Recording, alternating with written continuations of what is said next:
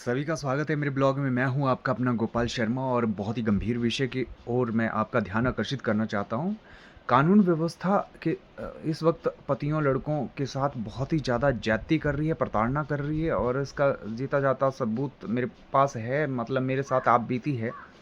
मेरी पत्नी मेरे ऊपर रिपोर्ट करती है और जब मैं वहाँ वुमेन सेल में ये साबित कर देता हूँ कि उसी की तरफ से मुझे प्रताड़ित होना पड़ा है, मैं प्रताड़ित हूँ और मैंने सारे सबूत देते ये वीडियो एविडेंस दे दिया और सारे सबूत देने के बावजूद उसके ऊपर कोई कार्रवाई नहीं हुई, बल्कि उसने ये बोल के वहाँ से रिपोर्ट वापस ले ली कि मैं अपने पति पर कोई कार्रवाई नहीं कराना चाहती।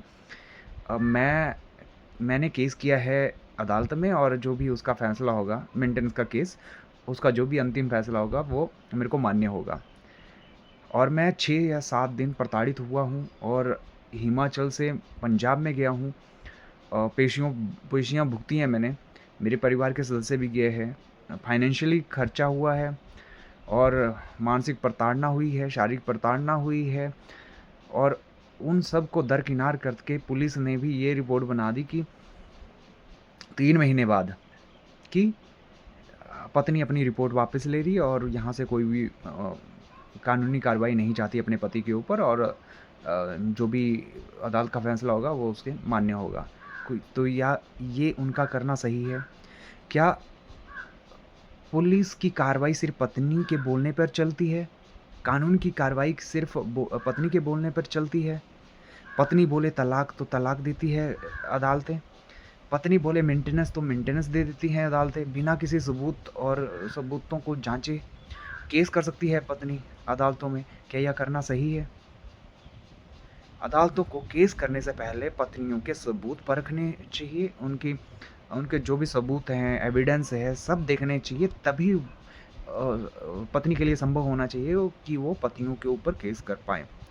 उनके उनका बोलना ही सबूत नहीं ना माना जाए। लड़के को तो आप प्रताड़ित करते हो कि सबूत दिखाओ, सच्चाई दिखाओ, क्या है, क्या नहीं है और सबूत देखना भी नहीं चाहती अदालतें, पुलिस स्टेशन और प्रताड़ित कर देती हैं। और मुजरिम की तरह देखा जाता है एक पति को जब उसके ऊपर कंप्लेंट हो जाती है, एफआईआर हो जाती है, बिना सबूतों को जाँचे परखे स्टार्टिंग से।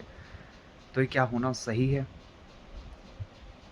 क्या सिर्फ़ लड़कों के ही सबूत जाँचने हैं पुलिस को या न्याय व्यवस्था को? लड़कियों के सबूत नहीं जाँचने हैं? क्या वो इस चीज़ का लूप होल का फ़ायदा नहीं उठा रही लड़कियाँ, पत्नियाँ?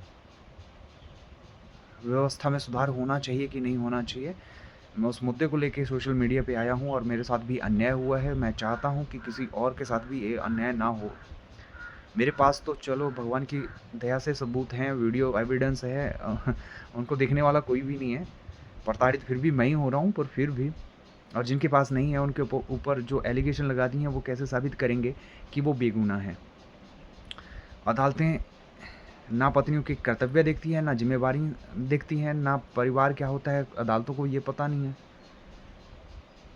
पता नहीं यूरोपियन स्टाइल से इनकी अदालतें चल रही हैं, इनके डिसीजन चल रहे हैं और फैमिली को तोड़ने का काम किया जा रहा है, परिवार को तोड़ने का काम किया जा रहा है सिर्फ़ लड़कियों के कहने पे, पत्नियों के कहने पे, बिना सबूतों को जाँचे परखे। क्या लड़के फालतू हैं? उनमें इमोशन नहीं होते, कस्टडी तक पत्नी को दे दी जाती है बिना जाँचे परखे। ऐसी पत्नी को जो लालची है और अपने लालच के चक्कर में वो किसी फैमिली को, किसी परिवार को तबाह करके आई है, उसको क्या वो क्या अच्छे से पालन-पोषण कर पाएगी बच्चों का? क्या वो अच्छे से स्टडी करवा पाएगी? उनके ऊपर भी वही संस्कार भरेगी वो पत्नी, जो संस्कार वो पीछे से लेके आई है। तो ऐसी पत्नियों के पास कस्टडी भी कभी नहीं जानी चाहिए। इसके साथ जय हिंद, जय भारत। रहो खुश, रखो खुश।